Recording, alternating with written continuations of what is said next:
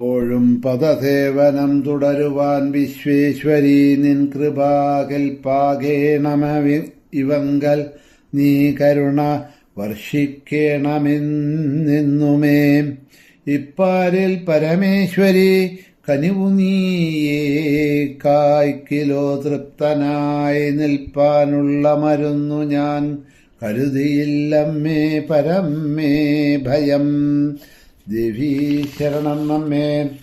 സുപ്രഭാതം, ശുഭദിനം. എല്ലാ ധന്യാത്മാക്കൾക്കും പുലർകാല വന്ദനം. ശ്രീമദ് ദേവി ഭാഗവത നിത്യപാരായണ പരമ്പരയുടെ ഇന്നത്തെ യജ്ഞവേദിയിലേക്ക് എല്ലാ സജ്ജനങ്ങൾക്കും സുസ്വാഗതം. നവമസ്കന്ധത്തിലെ 30-ാമത്തെ അധ്യായം ദാനഫലങ്ങളെക്കുറിച്ചാണ് ഇവിടെ പറഞ്ഞുകൊണ്ട് പോകുന്നത്. തുടർന്ന് കൊണ്ട് പറയുന്നു: കാർത്തികയിലെ വെളുത്തവാവു ദിവസം രാസമണ്ഡലമുണ്ടാക്കി 100 ഗോപന്മാരെയും 100 ഗോപികമാരെയും ഉണ്ടാക്കി രാധാസമേതനായ കൃഷ്ണന്റെ വിഗ്രഹത്തിലെ ഷോഡശോപചാരങ്ങളോടുകൂടി പൂജിക്കുന്നവര് ബ്രഹ്മാവിന്റെ ആയുഷ്കാലത്തോളം ഗോലോകത്ത് വസിക്കും. പിന്നെ അടുത്ത ജന്മത്തിൽ കൃഷ്ണഭക്തരായി തീരും എന്ന് പറയുന്നു. അങ്ങനെ ക്രമേണ ശ്രീകൃഷ്ണനിൽ ഉറച്ച ഭക്തിയുണ്ടായി ദേഹത്യാഗത്തിന് ശേഷം വീണ്ടും അവൻ ഗോലോകത്തിലേക്ക് പോകും. പിന്നെ കൃഷ്ണന്റെ പ്രാശബ്ദ പ്രമുഖന്മാരായി തീർന്ന കൃഷ്ണസാരൂപ്യം അവർക്ക് ലഭിക്കും. ജരാമൃത്യുകളൊന്നുമില്ലാത്തവരായിട്ട് ഭവിക്കുന്നത് കാരണം കൊണ്ട് ഭൂമിയിൽ പിന്നെ പിറക്കേണ്ടതില്ല. കൃഷ്ണപക്ഷത്തിലോ ശുക്ലപക്ഷത്തിലോ ഏകാദശി വ്രതം ആചരിക്കുന്നവര് ബ്രഹ്മാവിന്റെ ആയുഷ്കാലത്തോളം വൈകുണ്ഠത്തില് സുഖമായി വാഴും. അതേമാതിരി ദേഹം വെടിഞ്ഞ ശേഷവും അവർ വീണ്ടും ഗോലോകത്തേക്ക് പോയി കൃഷ്ണന്റെ പാർഷദന്മാരായി തീർന്ന് കൃഷ്ണസാരൂപ്യം പ്രാപിക്കും.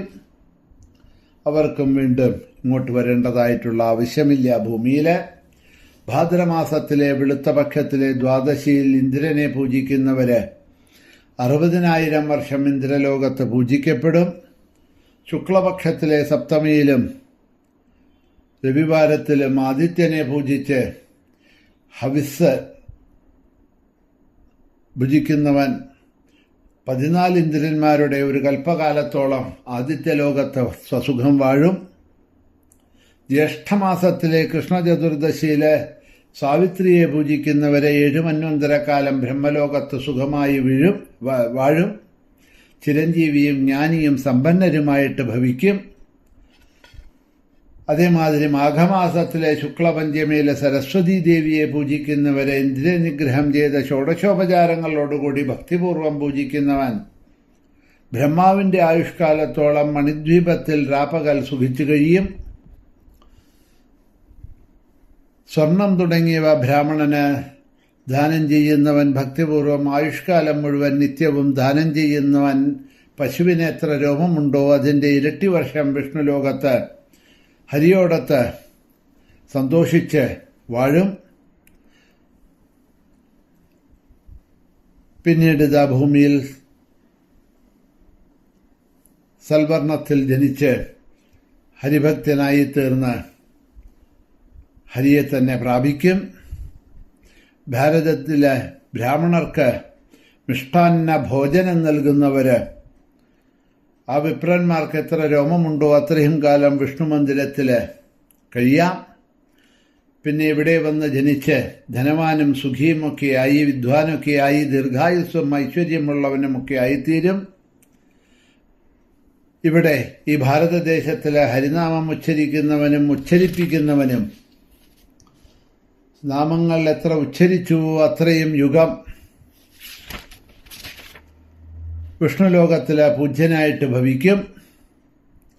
1 കോടി ഹരിനാമം വിഷ്ണു ക്ഷേത്രത്തിൽ വെച്ച് ജപിക്കുന്ന പക്ഷം സർവപാപങ്ങളിൽ നിന്നും മുക്തനായി ജീവൻ മുക്തനായിട്ട് ഭവിക്കും. പിന്നെ അവനെ ജനിക്കേണ്ടതായിട്ട് ആവശ്യമില്ല.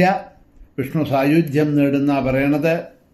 മണ്ണുകൊണ്ട് ശിവപ്രതിമയുണ്ടാക്കി മരണം വരെ നിത്യവും പൂജിക്കുന്നവന് ശിവലോകം പ്രാപിക്കും. ആ മന്ദരയുടെ എണ്ണം എത്രയുണ്ടോ അത്രയും വർഷം ശിവലോകത്ത് സുഖമായി ഇരുന്ന് പിന്നീട് മുക്തിയെ നേടും. നിത്യവും സാളഗ്രാമ ശിലയെ പൂജിക്കുന്നവൻ, തീർത്ഥം സേവിക്കുക മുതലായവ ചെയ്യുന്നവൻ വൈകുണ്ഠത്തിൽ 100 ബ്രഹ്മാക്കളുടെ കാലം വരെ സുഖമായിട്ട് കഴിയും എന്നാണ് പറയണത്. വീണ്ടും ജന്മവും ദുർലഭമായ ഹരിഭക്തിയും നേടി വിഷ്ണുലോകത്തെ എന്നേക്കുമായിട്ട് പ്രാപിക്കും. സകല തപസ്സുകളും സകല വ്രതങ്ങളും അനുഷ്ഠിക്കുന്നവൻ 14 ഇന്ദ്രന്മാരുടെ കാലത്തോളം വിഷ്ണുകാലത്ത് സുഖമായിട്ട് ജീവിക്കും. പിന്നെ അവന് ജനനമുണ്ടാവില്ല. എല്ലാ തീർത്ഥങ്ങളിലും സ്നാനം ചെയ്ത് ഭൂപ്രദക്ഷിണം ചെയ്യുന്നവൻ നിർവ്വാണം പ്രാപിക്കും. പിന്നെ അവനും ജന്മമുണ്ടാവില്ല. ഇവിടെ അശ്വമേധം നടത്തുന്നവൻ അശ്വത്തിന് എത്ര രോമമുണ്ടോ അത്രയും വർഷം ഇന്ദ്രനോടൊത്ത് സുഖിച്ച് സ്വർഗലോകത്തിൽ വാഴും.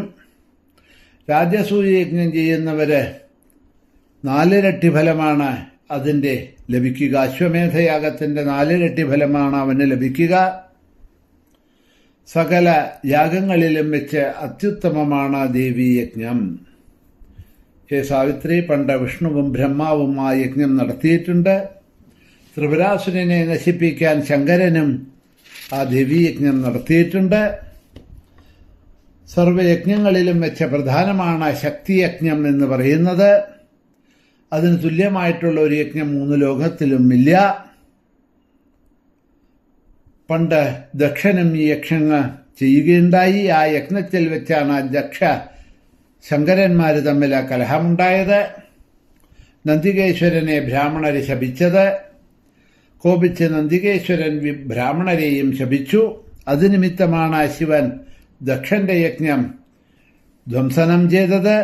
ഇങ്ങനെ പണ്ട് ആ ദക്ഷപ്രജാപതി യജ്ഞം നടത്തി ധർമ്മനും കശ്യപനും ശേഷനും കർദ്ധമനും സ്വയംഭൂമനുവും അദ്ദേഹത്തിന്റെ പുത്രന്മാരായ പ്രിയവ്രതനും ഒക്കെ ശിവനും സനൽകുമാരനും കപിലനും ധ്രുവനും ഒക്കെ ഈ യജ്ഞം നടത്തിയിട്ടുണ്ട്. ദേവീയജ്ഞം 1000 രാജസൂയത്തിന്റെ ഫലം ഈ ദേവീയജ്ഞം കൊണ്ട് കിട്ടുമെന്നുള്ളത് തീർച്ചയാണ്. ദേവീയജ്ഞത്തെക്കാൾ ഫലപ്രദമായിട്ടുള്ള ഒരു യജ്ഞം വേദത്തിൽ വേറെ പറഞ്ഞിട്ടില്ല. ഈ ദേവീയജ്ഞം ചെയ്താൽ 100 വർഷം ആയുസ്സുള്ളവനും ജീവൻ മുക്തനും ആവും. ജ്ഞാനം കൊണ്ടും തേജസ്സുകൊണ്ടും വിഷ്ണുവിന് തുല്യനായിത്തീരും. ദേവന്മാരിൽ വിഷ്ണുവും വൈഷ്ണവന്മാരിൽ നാരദനും ശാസ്ത്രങ്ങളിൽ വേദവും ചതുർവർണ്ണങ്ങളിൽ ബ്രാഹ്മണനും തീർത്ഥങ്ങളിൽ ഗംഗയും വിശുദ്ധരിൽ ശിവനും വ്രതങ്ങളിൽ ഏകാദശിയും പുഷ്പങ്ങളിൽ തുളസിയും നക്ഷത്രങ്ങളിൽ ചന്ദ്രനും പക്ഷിയിൽ ഗരുഡനും സ്ത്രീകളിൽ പ്രകൃതിസ്വരൂപിണിയായ രാധയും വാണിയും വസുന്ധരയും ചഞ്ചലങ്ങളും ശീഘ്രങ്ങളായ ഇന്ദ്രിയങ്ങളിൽ മനസ്സും പ്രജാപതികളിൽ ബ്രഹ്മാവും പ്രജകളിൽ പ്രജാപതിയും വനങ്ങളിൽ വൃന്ദാവനവും രാജ്യങ്ങളിൽ ഭാരതവും ഐശ്വര്യമുള്ളവരിൽ ലക്ഷ്മിയും മഹജ്ജനങ്ങളിൽ സരസ്വതിയും പതിവ്രതകളിൽ ദുർഗയും സൗഭാഗ്യവതികളിൽ രാധയും എത്രമാത്രം പ്രാധാന്യം അർഹിക്കുന്നുണ്ടോ അത്രയും പ്രാധാന്യം യജ്ഞങ്ങളിൽ വെച്ച് ദേവീയജ്ഞത്തിനുണ്ട്. 100 അശ്വമേധം ചെയ്യണം ഇന്ദ്രപദം നേടാൻ എന്ന് നിശ്ചയമാണ്. 1000 അശ്വമേധം കൊണ്ട് വിഷ്ണുപാദം നേടാം. പൃഥു അങ്ങനെയാണല്ലോ അത് നേടിയത് എന്നിവിടെ പറയുന്നു. സർവതീർത്ഥങ്ങളിലും സ്നാനം ചെയ്താലുള്ള ഫലം, സർവയജ്ഞങ്ങളും സർവവ്രതങ്ങളും സകല തപസ്സുകളും ചെയ്താലുള്ള ഫലം, 4 വേദങ്ങൾ പഠിച്ചാലുള്ള ഫലം, ഭൂപ്രദക്ഷിണം ചെയ്താലുള്ള ഫലം എന്നിവയും മുക്തിയും ലഭിക്കും ശക്തിയജ്ഞം ചെയ്തതുകൊണ്ട്. ദേവി പാദാംബുജത്തെ അർച്ചിക്കുന്നത് സർവ ഉത്കൃഷ്ടമാണ് എന്ന് വേദങ്ങളും ഇതിഹാസങ്ങളും പുരാണങ്ങളും സർവത്ര വ്യക്തമായി പറഞ്ഞിട്ടുണ്ട്.